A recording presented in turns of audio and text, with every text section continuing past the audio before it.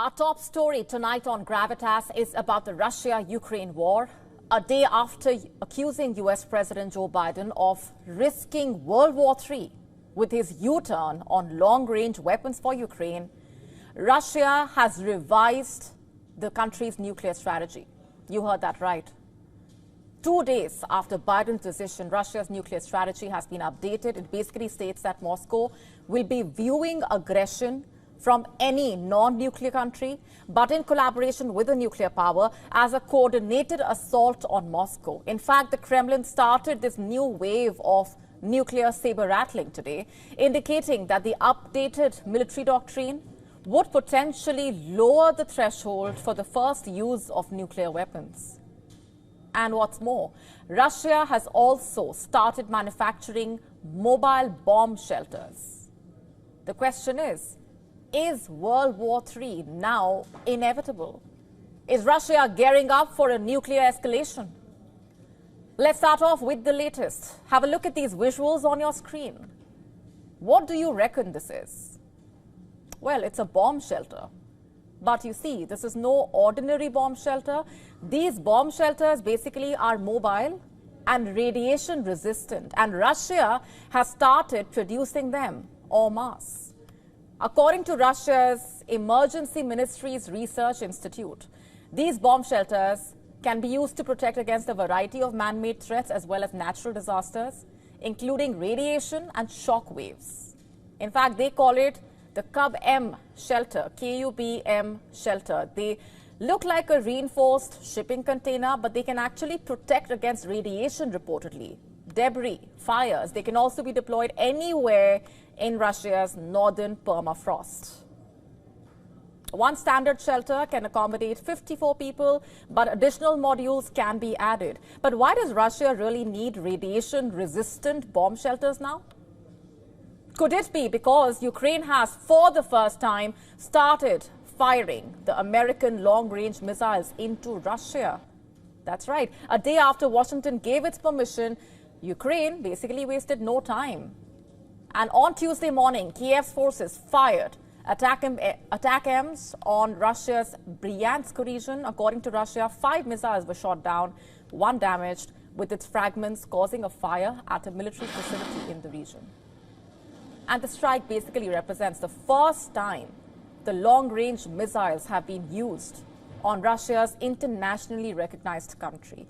Responding to the attacks, Russian Foreign Minister Sergei Lavrov said that the attack was a clear signal that the West wanted to escalate the Ukraine conflict. Listen in.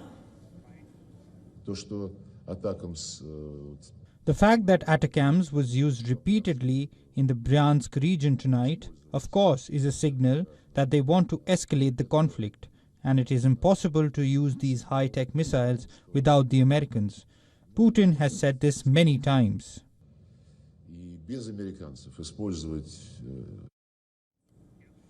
After all, Russia is the one that has updated its nuclear doctrine. Just 2 days after Biden's arms decision, Moscow updated its doctrine, which basically allows Moscow to consider aggression from any non-nuclear state, but with the participation of a nuclear country, as a joint attack on Russia.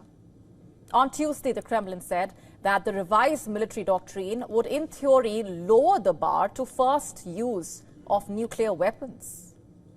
Nuclear deterrence is a pillar of Russian military doctrine, but the revision appears to broaden the definition of what would be considered aggression against Russia. The revised doctrine is clearly meant to send out a strong signal to Ukraine's Western backers. You see, it's supposed to remind the West about the possible consequences of providing more sophisticated and far-reaching weaponry to Ukraine. But Russia has also escalated its campaign against Ukraine. In recent days, Russia has blanketed the country with drone and missile attacks. Attacks that seem aimed in part at destroying civilian energy infrastructure as the winter approaches.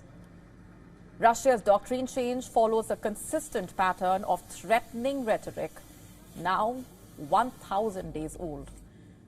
Still, the revision of the nuclear doctrine adds a new level of credibility to Russian threats of escalation, particularly as the new administration under Donald Trump prepares to take office in Washington. But what does all of this mean? Does Russia expect the Ukraine conflict to turn nuclear? All signs at this point are pointing towards this. You see, the war in Ukraine is entering what some officials say could be its final, most dangerous phase. Russian forces have advanced at their fastest pace on the battleground since the early weeks of the conflict in 2022. But most importantly, the announcement came just as the Biden administration agreed to allow Ukraine to fire American long-range missiles deep into Russia. Is this Russia sending out a message to Washington with this decision? Remember, on Monday, the Kremlin called Biden's decision a reckless decision. The Kremlin also cautioned that the move would draw the U.S. directly into the conflict with Russia. You see, since the Ukraine war started, Russia has lowered the threshold under which it would consider using nuclear weapons. And with the new decree, it essentially restates and makes official the terms set out in September's proposed revision, which, remember, said that Moscow would consider any assault on it supported by a nuclear power to be a joint attack. It also specifies that an attack on its ally Belarus would be seen on an equal footing to Russia. And in addition to updating its nuclear policy, Russia has increased its missile production. New satellite images showing significant expansions at 5 facilities where solid fuel missile engines are manufactured. And this suggests that the Kremlin intends to substantially enhance its missile production amid the ongoing war in Ukraine. The sites are in the Altai Republic in Siberia, Rostov in southern Russia, outside Moscow, and St. Petersburg, and in Perm in western Russia. Meanwhile, its forces have continued to make advances on the battlefield. On November 18, the Russian Defense Ministry released a video claiming that its forces had taken control of the village of Novoleksivka in eastern Ukraine's Donetsk region, advancing village by village. Russia, since August, has recorded its fastest gains in Ukraine since the first year of the war. While the world wonders what Putin's next move might be, the answer is already coming from the front lines. Russia is fully prepared and willing to remind the West about the consequences that it can face if the red lines, the so-called red lines, continue to be crossed. Although the new administration of U.S. President-elect Donald Trump may change the Kremlin's response to Biden's decision to authorize Ukraine's use of the missiles, remember, Trump, who will assume office in just over 2 months, has vowed to end the war in Ukraine in 24 hours. Even though Trump is yet to make a statement regarding Biden's decision, his son, Donald Trump Jr., has criticized it, saying, I'm quoting, "The military-industrial complex appears to want to ensure that World War III is on the horizon before my father can establish peace and protect lives," quote unquote.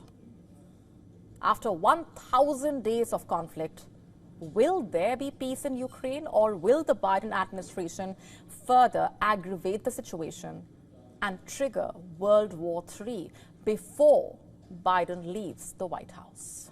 To stay up to speed with the latest news, download the WION app and subscribe to our YouTube channel.